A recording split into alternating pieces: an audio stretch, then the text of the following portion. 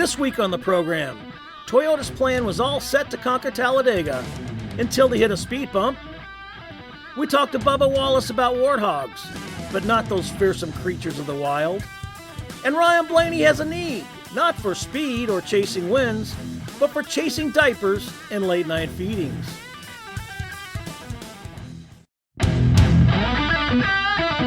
Welcome to Speed Talk Live, which really isn't live, but a poorly produced podcast where we talk about NASCAR and all things racing. And occasionally, we have a special guest or two when we can get them to show up. Sit down, strap in, hold on tight.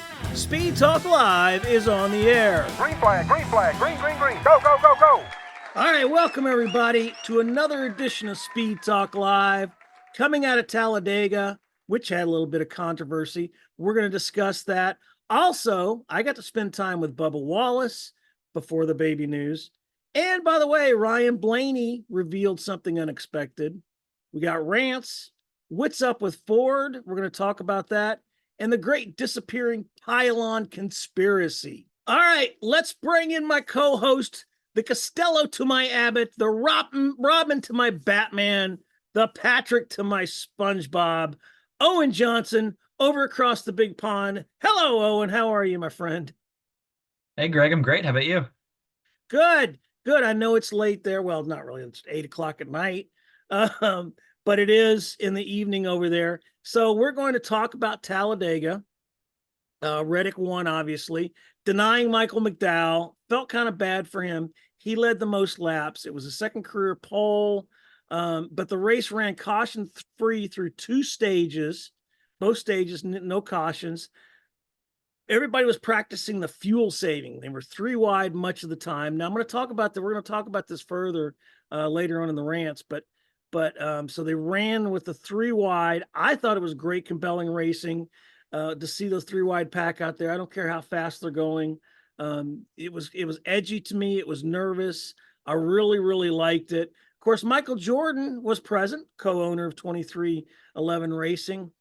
Got to see his car win for the first time in person, which was really cool.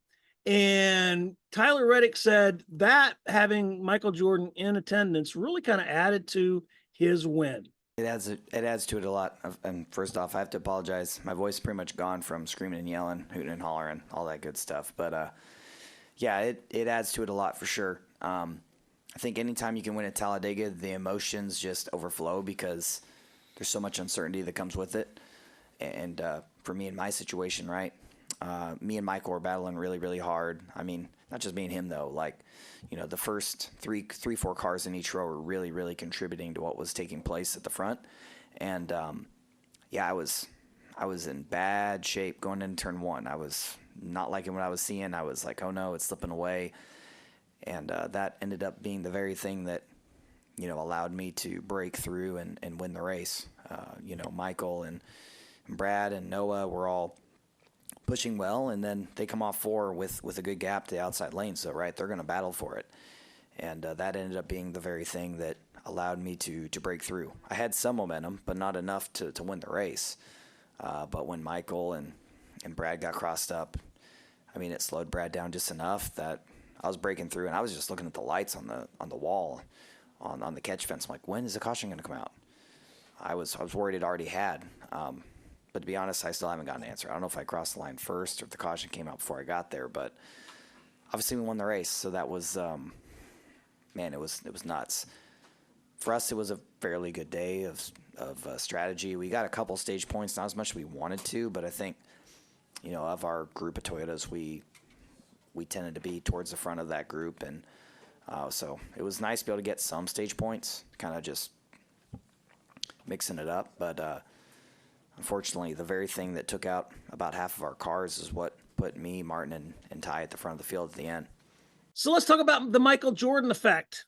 Michael Jordan actually was interviewed for the first time after a race win.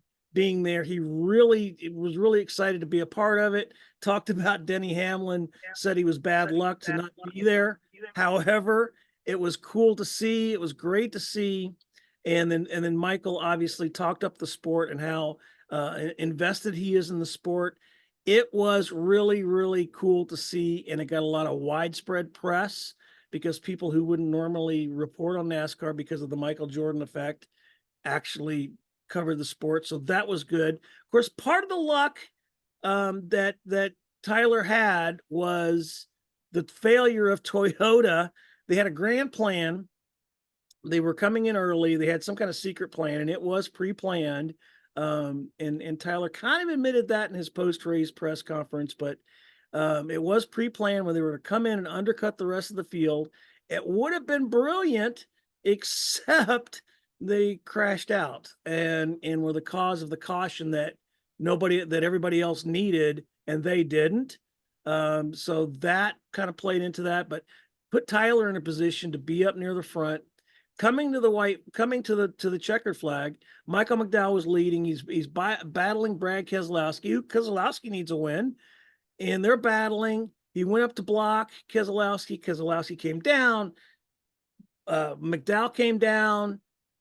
They touched. McDowell was sent spinning into the infield. Huge crash behind him. Slowed Brad Keselowski down long enough for Reddick to rocket by for the win. And I thought it was great.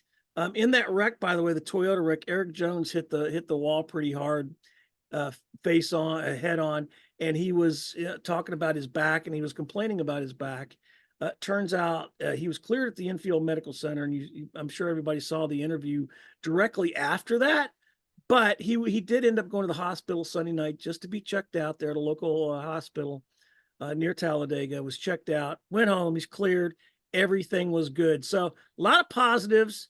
I thought the race was great. It was this Michael McDowell. Really, he did lose, obviously, but that's the nature of Talladega. He had it well in hand, though. Led the most laps, second career pole. So it's not a bad day for Michael McDowell. Obviously, he didn't want to end up like that. But up until that point, it was a great day for Michael McDowell. And I thought, again, the racing through the first two stages with the 3 lanes was exciting. What's your take on it, Owen? Yeah, I think just a really aggressive finish by McDowell. Keselowski's behind him. Keselowski's pushing him through the tri-oval, and Keselowski darts up high to try to make the pass. McDowell follows. Brad goes low again, and McDowell follows that, spins off the front of Keselowski's bumper. So an aggressive block by McDowell, but I think it's understandable. That's the finish of Talladega. You have to do what you have to do to win, and McDowell desperately wanted that win. So did Brad. But I thought a good race overall, like you say, with the fuel mileage. It was a good race because the cars were 3 wide. You can be pushing every lap and be single file because no one wants to make a run because no one can because everyone's going full speed. And I would rather see it 3 wide. So I enjoyed the 3 wide racing personally. I thought it like I said, it was edgy. It was nerve-wracking. No, they're not full, they're not pushing to the full extent of the cars that they can because they were in the fuel saving mode. But let's face it, if a guy sneezed, man, that was it. There was going to be a pile up. So I really liked it. But there were some other stories too, not just the fantastic finish and the win by Reddick. Like you pointed out, Anthony Alfredo, Beard Motorsports. Come on, he finished 6th. I thought that was a great story, and you were the one that pointed that out. Yeah, that's a small team. It competes part-time. To run up front, I mean, obviously it's a super speedway, anything can happen, but to run up front and show that sort of speed is really impressive for that team. Another driver who I thought was really impressive was Shane Van Gisbergen. Obviously, we know he can win in Cup. We saw him win at Chicago last year, but he was leading laps in the Cup Series. He was contending in the Xfinity Series, where he's running full-time this year at an oval at a super speedway. And I think it shows that he's really adapting well to NASCAR. He's putting the reps in because he was making moves. No one was going with him, really. He complained about that himself. But I think that's the product of being not a young driver by any means, but a new driver in the Cup Series. And here's a fun fact. Do you know that in every one of his professional debuts this year, in the Cup and Xfinity Series, he's led laps in every race, and legitimately, not cycling through. He's legitimately led laps in all the races that he's entered so far this year in NASCAR. So I thought that was great. And again, I thought it was a good race. Again, we'll get a little more into it in the rants because I think there was some people whining. But I got some facts to back that up. So y'all just hush. But speaking of the Toyota train and the Toyota plan gone wrong, I think they were fine to do it. They tried it. It didn't work out for them as a little bump. And if you look at the replay, you'll see that there's a tunnel under that turn. If you've ever been to Talladega, and they were going over the bump, and it looked like Eric Jones may have gotten loose over that, just slowed down just enough where Bubba Wallace got into him and caused the collision. Took out Eric, it took out Denny Hamlin, and it took out Bubba Wallace. And of course, Bubba was looking for a good day. He's won there at Talladega. He needed some good finishes. I spent some time last week talking to him about how his mindset has changed, and how he approaches the racing. This was before the baby news, and I wish he would have told me that day because we held the interview for today. Because the other reason we held it, he's running a special paint scheme in Dover this weekend, working with some veterans. He's going to have Air Force sponsorship on the car, which is really cool. He's talks about, we talk about it in the interview, how the paint scheme harkens back to the Flying Tigers from World War II, which is something that the A-10s carry now. And A-10s, I'm a huge fan of. I've told A-10 pilots I would be willing to have their baby, for God's sakes. A-10s have saved my ass more than once in some harrowing situations. So it was cool to see that.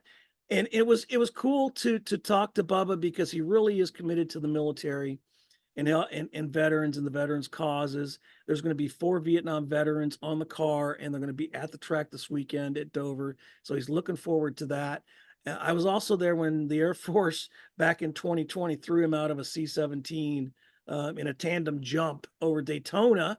And I remember seeing that and the excitement that comes from that. So it was really cool to see. Great to talk to Bubba.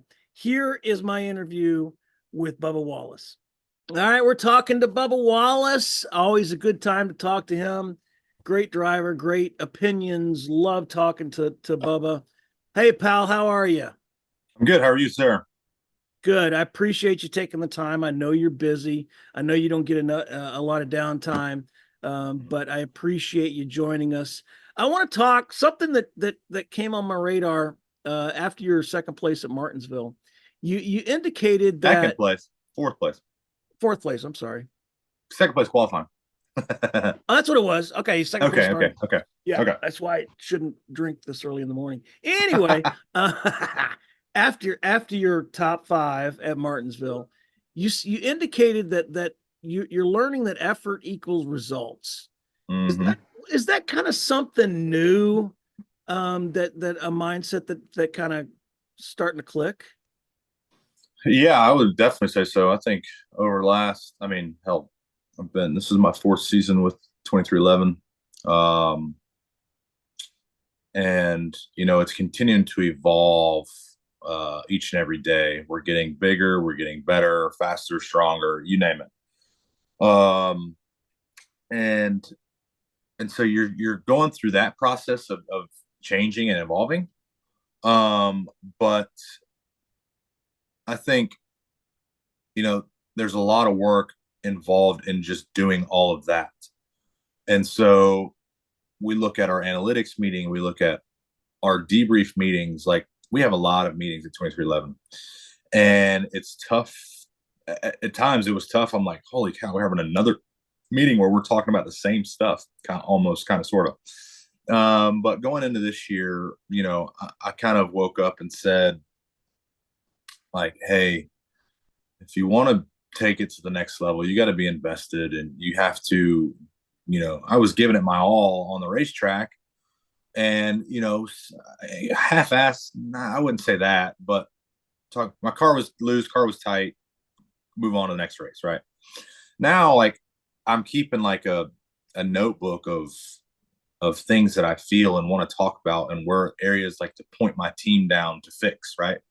Being more in depth with that. And so, it stems from the meetings and how much data they give us to look at these certain things of, hey, you need to focus on entry speed here at this track. Okay, well, my entry speed is slow because of this. So to make that information come to fruition, like, we need to start at the base problem. We need to put all this stuff together. Like for Talladega, we'll have our meeting tomorrow morning. to get ready, and it's all this data. And I think the biggest thing for us is we have to run all the laps to make all that data, make that meeting worth our time.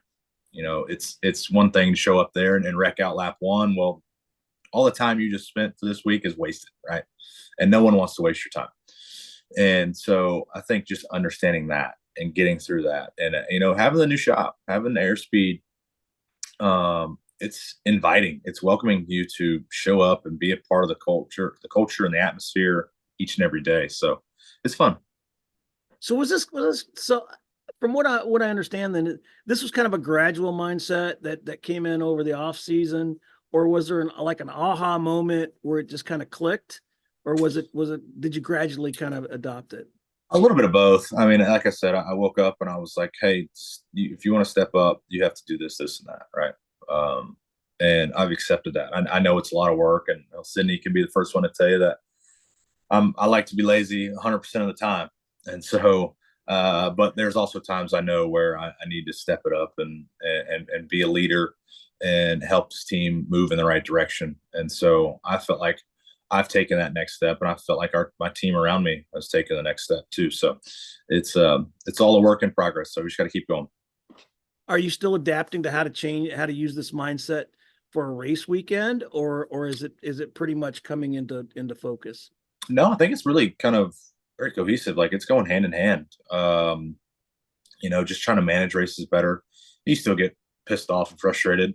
But I think it's the way you construct your feedback, is I think what's changed for me. Booty obviously does a good job of deciphering the BS, and we can go on rants about, I think about this, he thinks about that, but I think we're getting the key points across in our messaging, and I think that's super important. Do you think your maturity as you get older has played into that at all? I'd say so. Hell, turning 30, they say you get a little bit older and wiser with that. So I believe it. But yeah, I think when you focus on the right things and not the negative stuff, that helps out your mentality a lot. And I think I spent a lot of time over the last couple of years focusing more on the negatives and trying to make those into positives instead of the positive situations and making those better. Outstanding. So let's pivot to sponsorship, because that's why the reason we're here today. And being a former Air Force myself, and having retired from the Army, these military sponsorships are really cool to me, and I remember in 2020, before the Daytona 500, I was standing on the infield when you did your tandem jump out of a C-17, which I know was badass. Yeah. And because I've got like 2,000 under my belt in the military. Wow.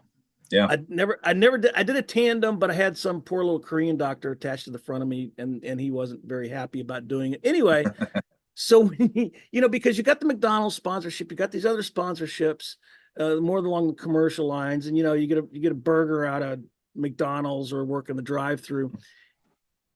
But the military sponsorships are kind of different. Do you have to service them different in a way, or are they pretty much the same kind of mentality when you service them, so to speak, or activate them? Yeah, no, I think that's one of the coolest things, that you would think it's so buttoned up, it's very proper, and it's almost intimidating, right? When you're representing the United States Air Force. So I think when I went into it, I was obviously a little timid and kind of tiptoeing around, but I quickly realized, like, man, being a part of the Petty family, that's a big family. The Air Force, big family. So it was really family oriented, family vibes. And so I thought that was really special. And so that kind of let your guard down and allowed you to be more relaxed. And it took no time to get to where we're at now. I know we had a couple year break from when they stayed with the 43. But when they wanted to make a switch, I felt like, I think our name was at the top of the list, right? And so that just speaks on loyalty and the relationships you can create.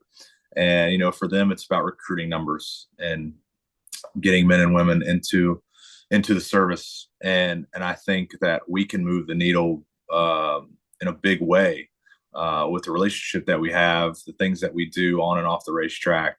And so it just makes it one of the coolest and most fun partnerships, for sure. So you're going into Dover with this paint scheme. And fun fact, I was stationed at Dover for 3 years with a guy named Jayski. We were stationed there at the same time. So I have fond at quote marks, fond memories of standing on the flight line at Dover when it's below zero. But anyway, so you're bringing this paint scheme. I know you had the paint scheme, which was badass on the car in 2020. This one, you're kind of, it's like the Flying Tigers, but what got my attention is it's you also inspired by an A10 Warthog. And tell me about the paint scheme and how cool that's going to be, and the fact you're going to have what, 4 World War II veterans on the hood. Yeah, so that's the Vietnam vets is actually a really touching piece for us in that aspect. Excited to meet them in Dover. But yeah, the scheme. I walked in day one this year for our production day, and I'm like, people are already talking. They want the Warthog scheme back. I'd like to see it back. I think it'd look good, especially on the next gen car. Toyota bodies look good. Yeah. Big old front bumper, mouth, teeth. So they were like, all right, we'll see what we can do. And so to debut the Flying Tiger scheme here next week is actually going to be really, really special. Excited to see that. But just appreciate them for their creativity and just their vision, of wanting to look unique and stand out and be different. Well, I think one element, and I want to wrap up with this, one element that you may not realize, the A10s, close air support casts, they're very big. And I know that in Afghanistan, more than once, the A10s, if it weren't for the Warthogs, my fat ass wouldn't be here.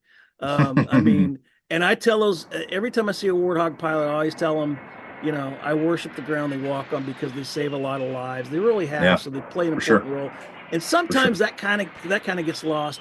But the fact that you're honoring that with the paint scheme is huge to me. So even though I'm supposed to be unbiased, I'll be rooting for you at Dover. Hope you do well because just with the Warthog thing and the fact that you're going to have the Vietnam vets there, that's really special. So I know I can speak for a lot of us veterans and a lot of us old guys out there who have been saved by these kind of airplanes. So it's really, really cool, really, really special, and I really wish you the best of luck with the scheme and at Dover. Yeah, thank you, brother. I appreciate it. And I appreciate your service. We all do. And so it'll be a good weekend for us. Yeah, and I'm looking forward to it. Like I said, if you ever get a chance, I don't know, how is the Air Force going to top the fact that they threw you out of a C-17 at Daytona? Have they come up with anything yet? Not yet. We're working on some things, so it's going to be hard to top that. And we all know that, but we got enough smart people and enough fun, creative mindsets to figure it out. Well, maybe you get to go to a range and watch an A-10 actually work. That'd be awesome. Yeah. I've often said I saw him work from about a half click away, which is just under a half mile, and it's like staring into the face of God, man. It's cool. Awesome. So hopefully you get to do something fun. But and I certainly appreciate the fact that you're doing so much for veterans and honoring the service and everything. I really wish you and this new mindset. I want you to do well. You came in top 10 last week. You got Talladega where you've won. And so I'm really looking forward to it, and I really appreciate the time, Bubba. I appreciate that, man. Thank you. Just rant and rave like you do to the TV during sport. All right, let's get back to Talladega. Why? Because people were whining about the fuel-saving racing that they were doing. Owen and I kind of touched on this earlier. It was 3-wide racing through the first 2 stages. There was no caution until Christopher Bell after the second stage.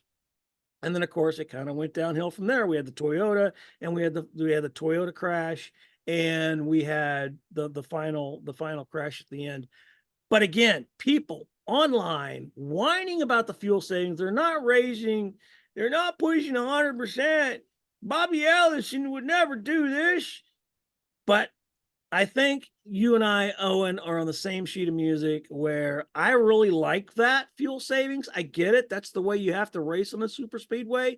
You have to do it that way. If you want to have any chance of winning, that's absolutely the way you got to do it. And I would rather see that than the single file racing we saw like at the ARCA race, which the ARCA race, if I remember right, it didn't have a caution. Those guys ran single file that entire race, guys and gals, ran almost the entire race until the end. And to me, that was far more boring than what we got on Sunday, which was the three wide pack racing most of the time, where the field, by the way, was the entire field at some points were separated by less than 2 seconds. So, Owen, what did you think? Do you agree with that about the people whining about the fuel savings? Yeah, I definitely agree with you. And I think just to point out with ARCA, not only was there no caution, there was no lead change. Jake Finch led every lap, which at Talladega is crazy. To have a guy go out and dominate every lap without any passing for the lead. I think the Cup racing put on a whole lot better show this weekend. And there's always going to be fuel saving, firstly. I've seen some people suggest that it's a stage problem. It's a problem with the new car. There's always fuel saving racing, and there was fuel saving racing back when we had the old car and before stages. This is just we're just seeing three wide racing, which I'd rather see. And it's far preferable, like I said earlier, if you're going flat out in a pack, all one line, no one can make a move. I'd rather see it three wide. We're getting competitive racing all the way right to the line, three wide to the line this race. And it was by far the best race of the weekend for me. And here's something that people don't look at. There were 72 lead changes in that race yesterday, Sunday. 72 lead changes, boys and girls. Last fall, there were 70 lead changes, and it's the same style of racing. Last year in this race, there were 57 lead changes. In 2022, there were 41 lead changes, and that was a lot of single file racing. One thing people point out is we need to race at Talladega like we used to. Okay. Let's go back to 2000. Dale Earnhardt Sr. won his last career race there in 2000, coming from 18th place in the final 4 laps. And it was an amazing, this is where people talk about how he could feel the air. And you could really see it. If you ever go back and watch that race, the final 4 laps, he came from 18th place and won that race there at Talladega. Guess what, boys and girls? That race only had 49 lead changes. So I think people are just complaining about what they want to complain about. They were complaining about the Fox coverage. They were complaining about, just the fuel savings and why are they running so slow? And the lap times were 2 seconds down from when they were qualifying. So, look, I get it. You guys are going to complain. You could win the lottery. You complain you have to pay taxes, and complain when the sun comes up, but that really got under my craw. I thought it was a great race, great finish. I wish SVG would have won. That would have been fun to see. But you know what? Tyler Reddick won. He had MJ's symbol on the hood. MJ was there. All in all, a good race, a good weekend. All right. Before we move on, I think SVG. Good. I think SVG has a shot in the future now that people have seen how fast he is in these super speedways. He might have some help in the future. I think so too. I agree with that. I think these drivers now trust him a little more on these super speedway races. So the next time will be at Daytona. So we'll see how that works out. But I was going to say, before we move on, Bubba Wallace and Amanda, they did the day after I interviewed him, and I wish he would have told me. Anyway, they're going to be expecting their first child in October. Really thrilled for them. Really, really happy. Anytime I know a child will change your life like you won't believe, for the better. So I'm really happy for him.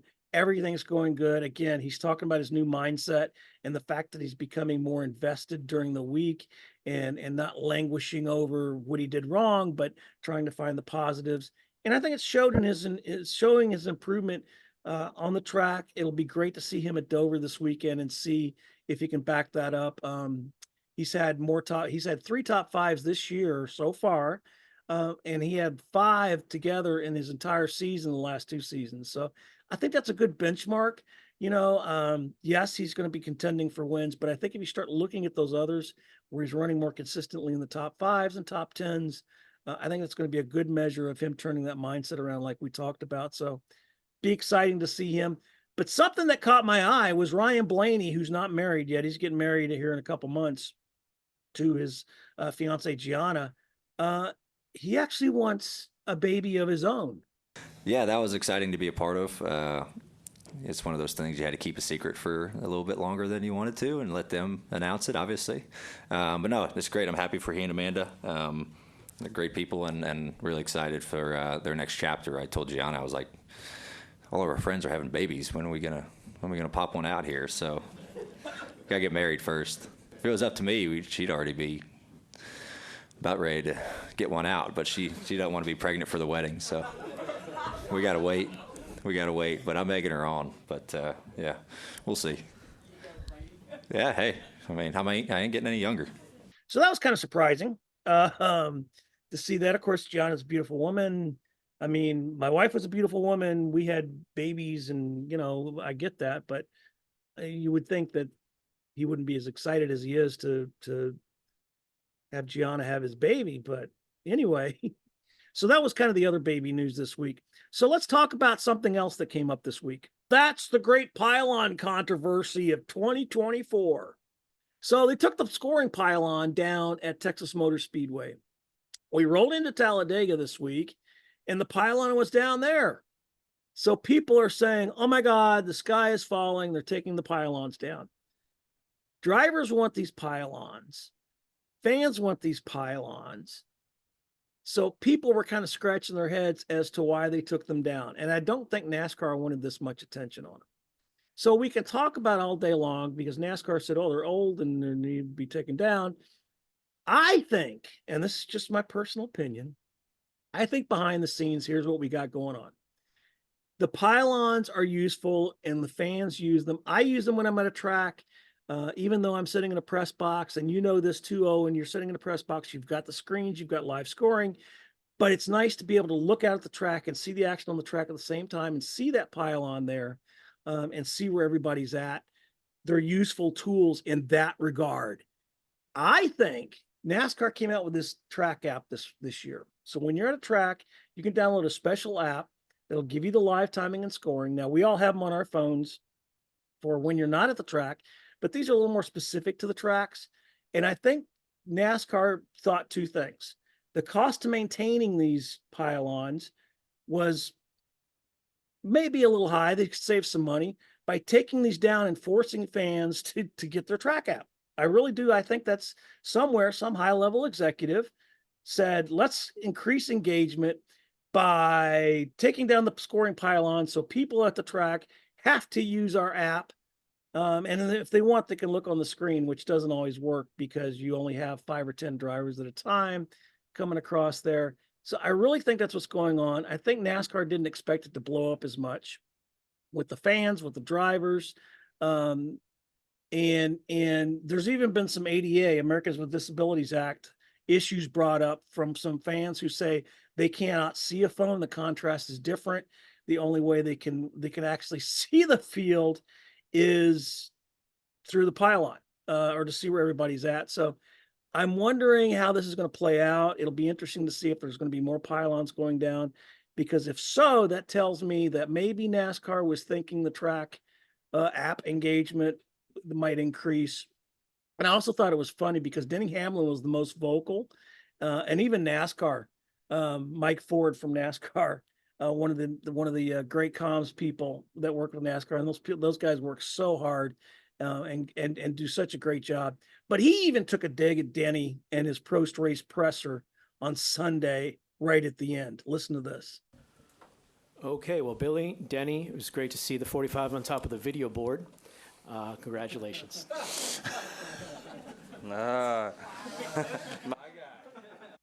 And one last note on this. Something that I saw was cool that came out before this. A fan made a homemade pylon, an electronic pylon that he uses at his house, and it mirrors what you see at the track, but it's smaller, but it stands probably 6 feet tall. And he's got it wired in the live timing and scoring. That thing took off before this. I suspect he's gotten a lot more attention, and he was in the right place at the right time. There's been several stories written about him. He is looking for funding to produce this commercially. We could see this on the retail market. And you know what? If it's not too much, I might be standing in line because I think it's a great addition. It'd be a great addition to a man cave. But I could see, sports bars, anything where you see that. Have you seen this? Have you seen this thing? I have seen it. It's a really, really cool idea because sometimes you're looking at the pylon on the TV and you're not getting all of the bottom group of cars. Sometimes, even your favorite driver might be running that far back, or you just want to get a good gauge of the field. And Fox takes a while to cycle through to get to the 30th, the 40th running cars. So it's a great way to see all the cars on the track for me. And again, if it becomes affordable, man, line me up. I'll have it. I'll stick it here in my office. I got a bunch of junk in this office, and I would definitely make room for that. So we'll see. But now we turn our attention to Dover. We don't know if the pylon will be there or not. We'll see. But I'm wondering about the Fords because the Fords have shown the speed a couple times this year. They've gotten some poles. Logano had a pole. McDowell with his two. They just can't put it together and finish a race. So I'm kind of wondering if it's less about the design of the car because they seem to have the speed, whether it's something on the other end, whether it's mechanical issues that may not even be related to each other. Each other's teams could just be some pit stop issues. It's something or just bad luck in the first 10 races of the year. And so I'm wondering if it's not the design of the Fords, because again, certainly shown the speed, or if there's something else going on. But we're coming to Dover this week and it's not a super speedway. So it's going to be interesting to see how it plays out there. And I don't know what you think, Owen, but do you think the Fords, it's a design problem or do you think it's something else? Well, I said a couple weeks ago that we've been seeing too many super speedways and short tracks to really gauge it, but we're now 7 races. We've had 7 races that weren't on super speedways. I think there's clearly a problem. And so I spoke to a few of the drivers at Martinsville about it, and I got some mixed opinions about how big a change it really was, how big it is to adapt. But the most interesting one, I think, was from Chase Briscoe, who told me he's really adapted to the car. And I think we've seen that. He's had some good runs on some of the short tracks, especially. But he said his Ford teammates, Penske drivers especially, have struggled to really make the car fast. And I think that we also saw that it took until really Richmond for Logano to show any speed at all. So I think that there is a bigger gap than they've let on between the Mustang that Penske won 2 championships with to the new dark horse. But I think they've recovered somewhat. They were fast at Martinsville. They were fast at Richmond. I want to see what happens at Dover once they've got, now this will be 8 non-super speedway races under their belt. Yep, they've had a broad range of races. They had plenty of speed, like we said, several poles, no wins. Kevin Harvick was the last Ford to win at Dover in 2020. So I'm actually thinking that Brad Keselowski is going to get it done Sunday, which will not only mark that off his bucket list, it'll also put Ford back in victory lane. I think that's my pick for this weekend is Keselowski or Buescher, one of them. But we'll see. Okay, speaking of the Fords and whether the design that's the problem or it's something else, I got a chance to talk to Josh Berry. Arguably, he's a new Ford driver. He's only 10 races into his first full-time season with Stewart-Haas Racing.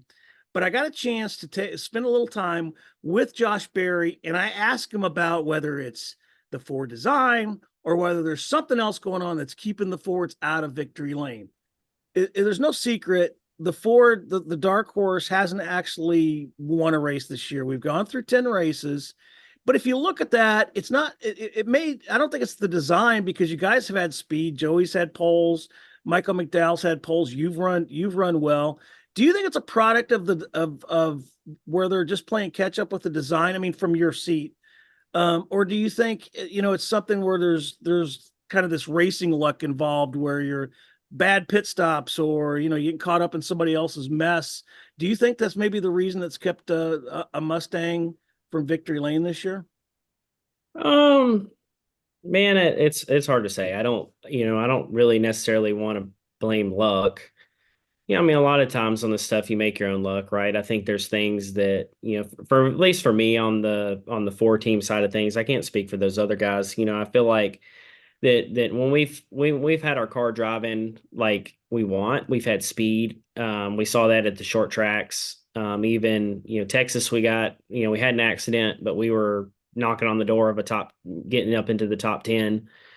So for us, it's just a combination of everything, I think, really. We've had some races where we didn't run quite like we wanted, and we've had several races where we've been really fast, and we've had a miserable day on pit road.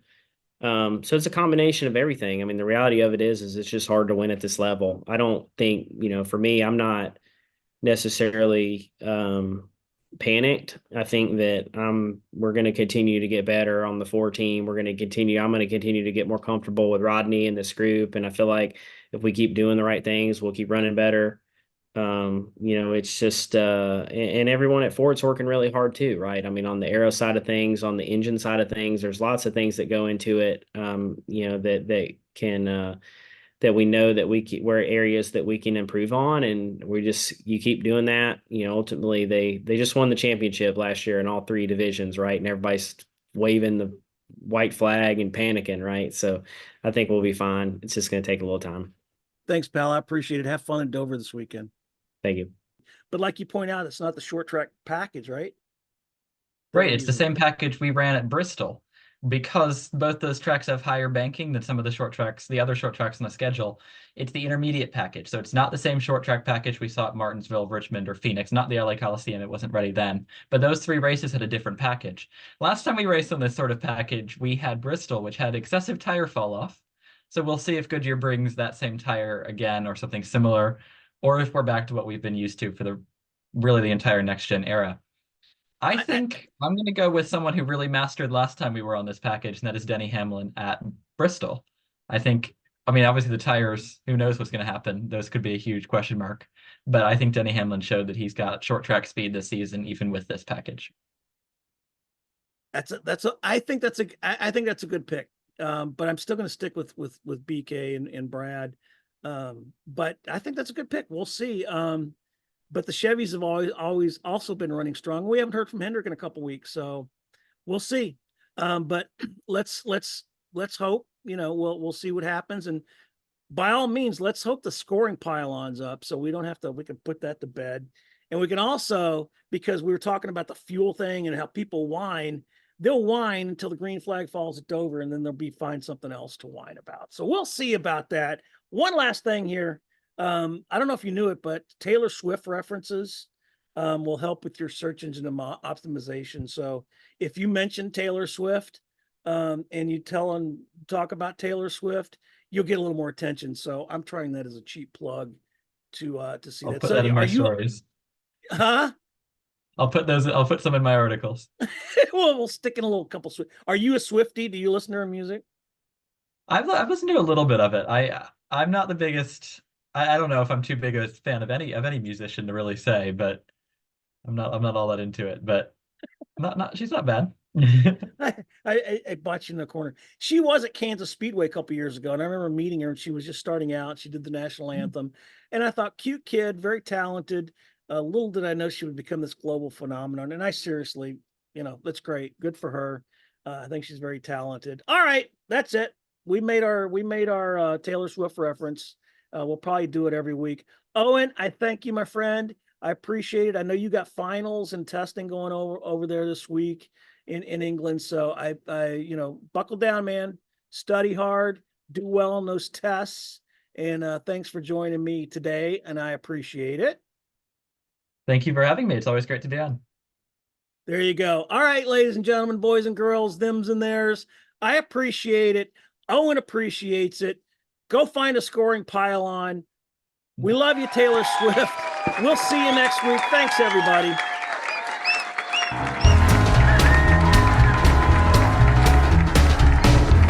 Thanks for listening to Speed Talk Live. For questions or just to tell us how bad our production is or to leave other feedback, leave us a comment below. For all the latest NASCAR news, visit www.cupscene.com.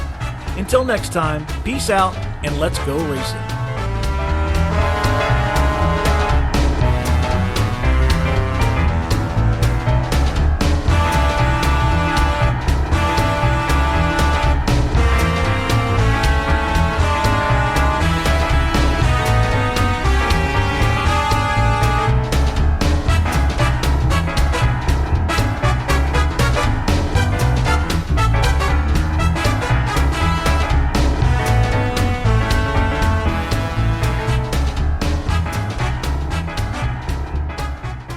There's the checkered flag. Great job, driver.